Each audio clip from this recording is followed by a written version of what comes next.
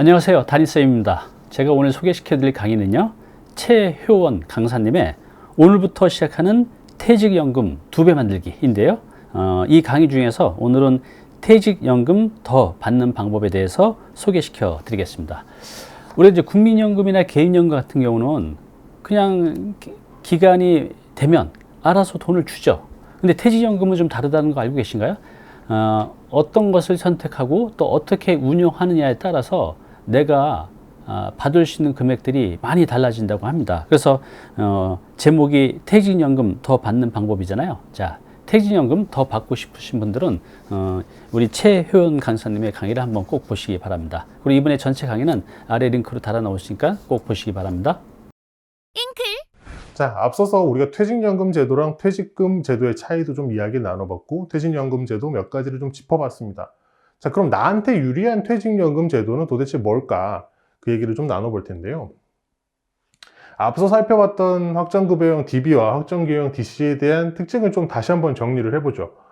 퇴직급여 산정하시는 방식은 퇴직 직전 임금 기준에서 일괄지급, 퇴직금 방식이랑 똑같은 DB형이고, 그 다음에 임금 총액을 계속 지급해 주는 게 이제 DC형이라고 했습니다.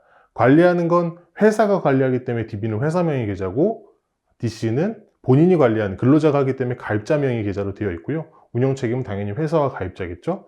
자, 여기서 좀 중요한 포인트가 추가납입과 중도인출이라는 제도가 있는데, DB형에는 추가납입과 중도인출 자체가 둘 다 불가능합니다. 근데 DC형은 추가납입도 가능하고 중도인출도 조건부에 가능하다라고 이해를 해두시면 될 것 같은데요. 자, 먼저 중도인출 요건을 한번 살펴보죠. 중도인출과 관련되어 있는 요건, DC형에만 지금 해당하는 겁니다. 그리고 추가로 IRP 계좌도 퇴직연금 안에 제도에 포함되어 있기 때문에 IRP 계좌의 중도인출도 요거랑 요건이 똑같다 이해하시면 될 것 같고요.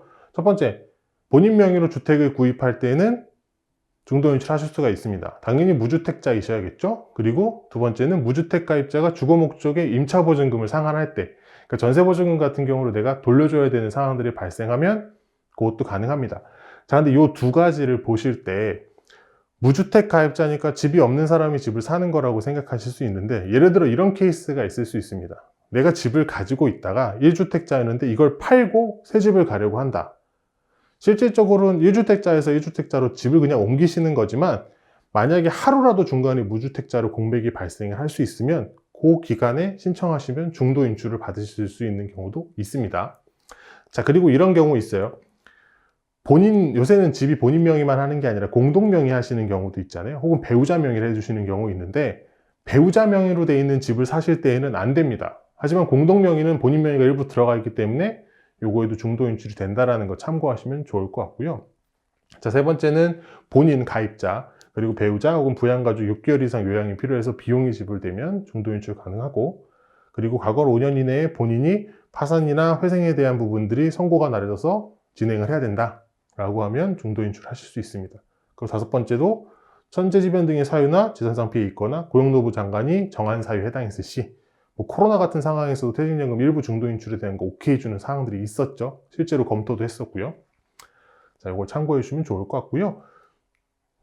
덧붙여서 이제 추가납입은 어떻게 하느냐? 앞서 말씀드린 것처럼 DB형에는 계좌에는 추가납입을 할 수가 없습니다. 왜냐? 어쨌든 회사가 관리하는 계좌에 모든 근로자, 회사가 관리하는 그 회사의 임직원 모두의 퇴직연금이 한꺼번에 모여 있는 거기 때문에 개별로 추가납입하는 걸 반영할 수가 없습니다. 시스템상. 하지만 DC형 계좌 그리고 본인 별도 계좌란 IRP 계좌는 내 거니까, 내 거인 내가 추가 납입은 충분히 할 수 있습니다. 자, 연간 1,800만 원 한도로 추가 납입이 가능하고요. 추가 납입한 금액 중에 앞서 말씀드렸던 것처럼 700만 원은 세액공제 혜택이 있다라고 이야기를 했습니다. 자, 그런데 추가 납입하실 때 주의하실 사항이 있는데, 내가 다니는 직장이 내 퇴직연금이 DC형이다. 그러니까 여기에 추가 납입을 할 수 있으니 내가 더 넣겠다라고 하실 수 있습니다만, DC형에다 추가 납입을 하시는 것보다 IRP라는 퇴직연금 계좌를 따로 하나 개설해서 거기다 저축을 하시는 게 훨씬 수수료가 쌉니다. 그러니까 DC형이 비싸요. 회사에 내는 게. DC형이 비싼 이유는 일반적으로 좀 높게 잡아놓고 규모가 큰 회사에는 좀 금융회사가 깎아주기도 하고 이런 절차들이 있긴 한데, 그건 우리랑 상관이 없는 이야기니까 좀 넘어가고요. 그 다음 퇴직연금을 수령하실 때 이 급여를 수령하는 IRP랑 내가 추가 납입을 하시는 IRP랑은 되도록이면 좀 나눠 놓으시는 게 좋습니다. 왜?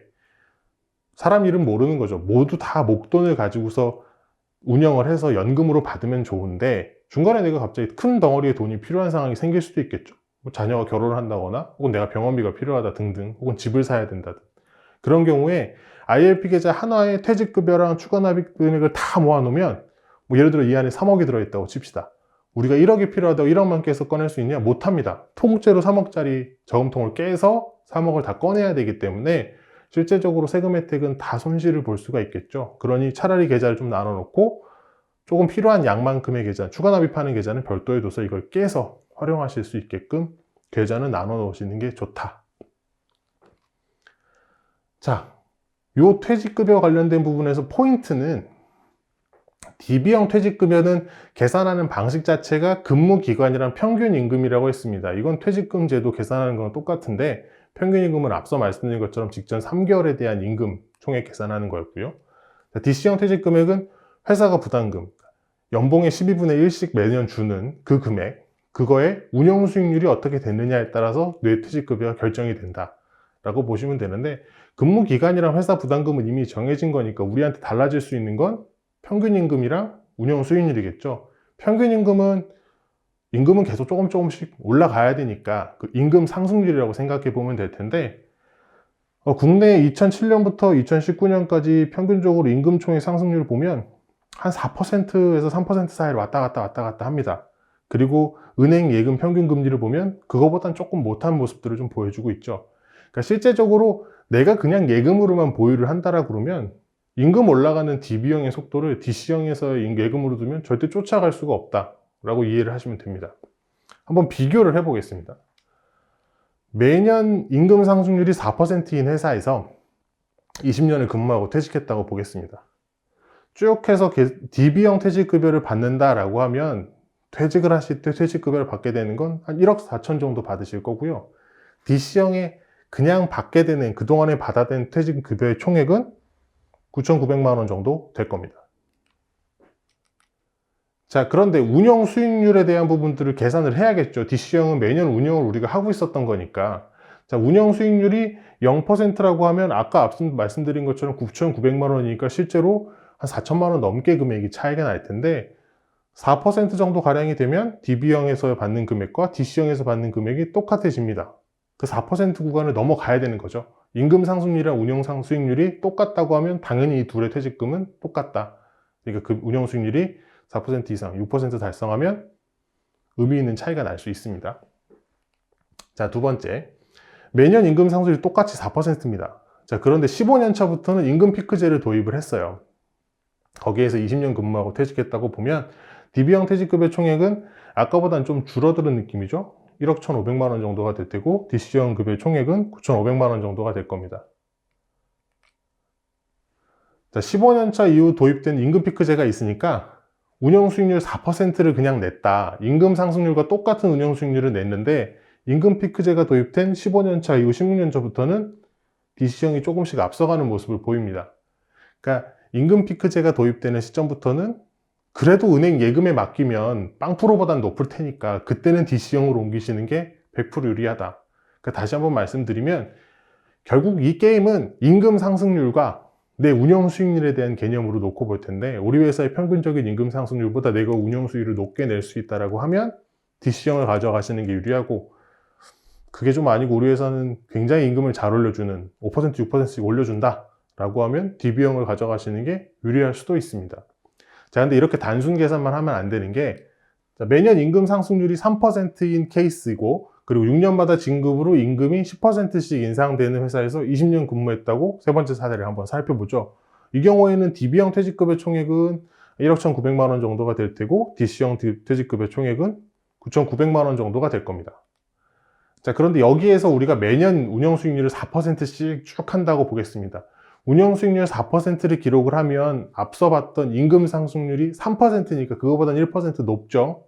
그래서 쭉 하면 시점만 받아보면 진급을 한 시점에서 4년 차까지는 DB형이 유리하고 그 이후부터는 약간씩 파란색이 높은 게 보입니다. 그 다음에 다시 진급을 하면서 DB형이 높아지고. 자, 그래서 이 얘기는 뭐냐면 내가 진급을 할 수 있는 시점이 오는 것 같다. 그리고 이 회사에는 진급으로 인한 임금 상승이 높다라고 하면 그 부분에 대해서는 그 타이밍에서 DB가 좀 유리할 수 있다라고 이해를 해두시면 될 것 같아요.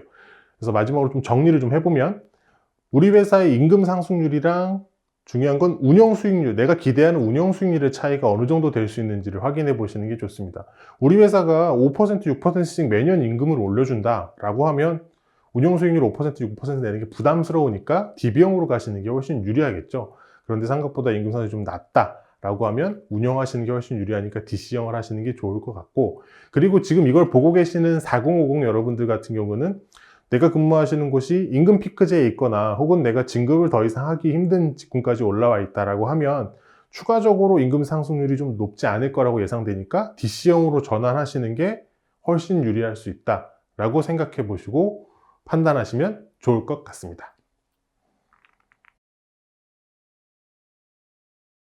네, 최효원 강사님의 강의 잘 보셨나요? 여러분들의 고민 걱정 있다면 우리 잉클에 대부분 있습니다. 만약 없다면 저희가 찾아서 여러분께 꼭 배달을 시켜 드릴 테니까요. 여러분들이 원하는 고민 걱정 있으시면 댓글로 아래에 남겨주시면 저희가 찾아서 꼭 배달해 드리겠습니다.